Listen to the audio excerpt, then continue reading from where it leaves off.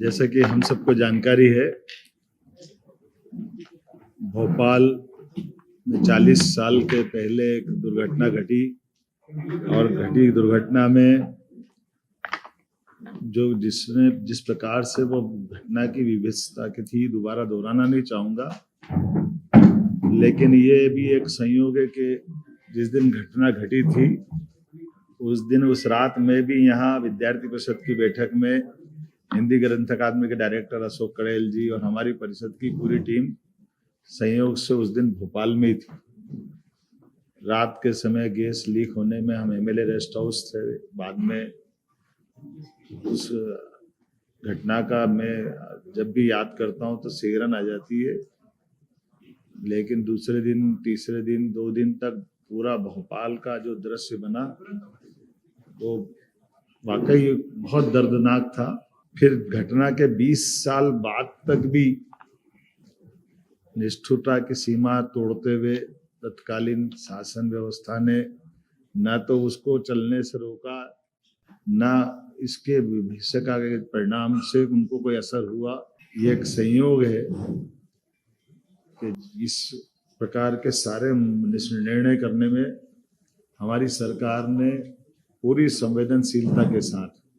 प्रदेश की जनता के हित में किसी प्रकार की कोई भी निर्णय की अपेक्षा हो तो निर्णय त्वरित गति से करते हुए आगे बढ़ने का निर्णय किया। माननीय उच्च न्यायालय, सभी प्रकार के विभागों के अलग अलग परामर्श, सभी प्रकार के सुझावों के बलबूते पर हमने भोपाल से लगभग 358 टन यूनियन कार्बाइड का कचरा, जिसमें 60% से ज़्यादा स्थानीय मिट्टी है, लगभग 40% सेवन नेफ्थॉल और अन्य प्रकार के केमिकल से जुड़े अपशिष्ट है। सेवन नेफ्थॉल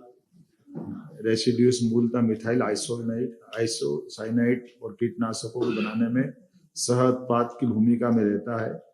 और इसका जहरीलापन भी वैज्ञानिकों के शब्दों में 25 साल में लगभग पूरा हो जाता है।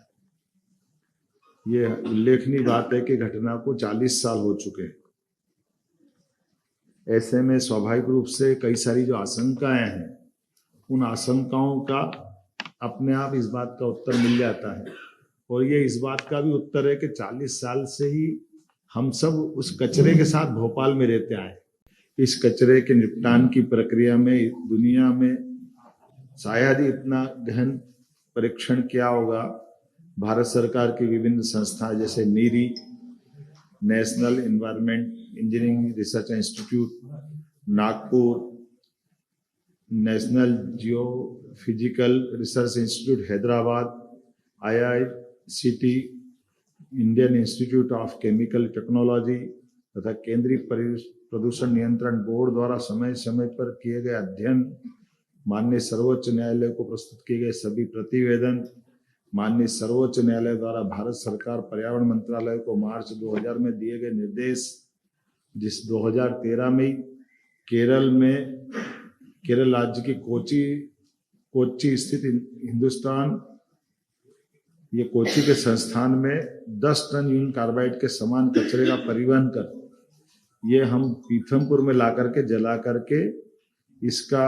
एक बार परीक्षण किया गया था TSDF ट्रायल रन केंद्रीय प्रदूषण नियंत्रण बोर्ड की निगरानी में, और इसको सफलता के साथ न केवल तत्कालीन समय जलाया बल्कि इस बार परीक्षण की रिपोर्ट वैज्ञानिकों की उपस्थिति में पुनः सुप्रीम कोर्ट में भी प्रतिवेदन के साथ उपस्थित की गई थी। सर्वोच्च न्यायालय द्वारा प्रतिवेदन के निष्कर्षों के आधार पर 2014 अप्रैल में पुनः UCIL कचरे का 10 मीट्रिक टन ट्रायल भारत सरकार पर्यावरण वन जलवायु परिवर्तन मंत्रालय नई दिल्ली के निगरानी में TSDF पीथमपुर में पुनः इस प्रकार का इसका परीक्षण किया गया था और वीडियोग्राफी भी कराई थी और उसके समस्त निष्कर्षों को शपथ पत्र के माध्यम से सुप्रीम कोर्ट में प्रस्तुत किया था। अगस्त 2015 में ये ट्रायल रन सफलतापूर्वक किया जाकर के केंद्रीय प्रदूषण नियंत्रण बोर्ड द्वारा प्रायोगिक निपटान की समस्त रिपोर्ट पुनः सुप्रीम कोर्ट में हमने प्रस्तुत की। इन समस्त रिपोर्ट में से स्पष्ट रूप से उभर कर सामने ये आया, इस कचरे के निपटान से वातावरण में कोई किसी प्रकार का नुकसान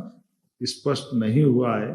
और माननीय उच्चतम न्यायालय ने सभी रिपोर्ट के गहन परीक्षण के पश्चात ही आगे बढ़ने के लिए और उसे नष्ट करने के लिए हमें निर्देशित किया। इन सब कोर्ट और जानकारी के बाद ही चीफ सेक्रेटरी को बताया गया था कि आसपास के गांव के स्वास्थ्य संबंधी परीक्षण, फसल की उत्पादकता पर प्रभाव, केंद्रीय जल स्रोतों के गुणवत्तापूर्ण परीक्षण, और तीनों विधाओं में पाया गया कि ये इस प्रकार की कोई भी रिएक्शन, कोई भी नुकसान, नकारात्मक परिणाम नहीं आए। और इसीलिए इस कचरे निपटान की सारी प्रक्रिया में शासन ने हमारी अपनी गंभीरता रखते हुए इस तरह से बढ़ने का प्रयास किया कि सालों पुरानी एक परेशानी, इस परेशानी से निपटने के लिए योग्य मार्गदर्शन वैज्ञानिकों की उपस्थिति में क्रमशः इस दिशा में ठोस कदम उठाया जाए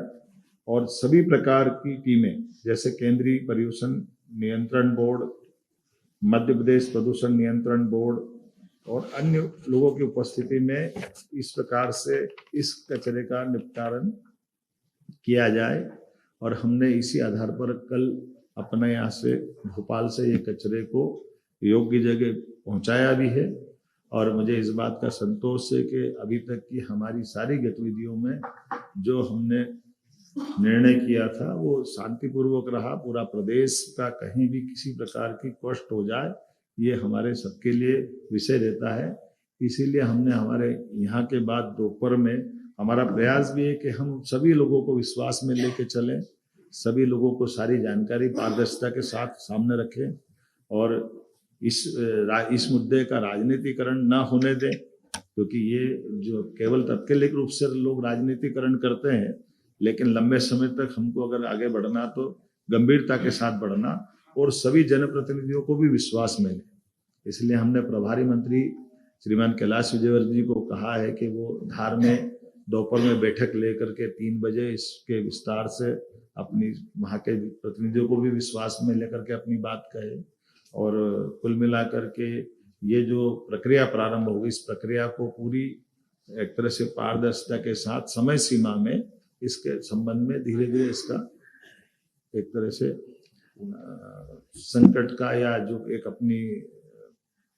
एक टारगेट है, उस टारगेट पे लक्ष्य की प्राप्ति करें।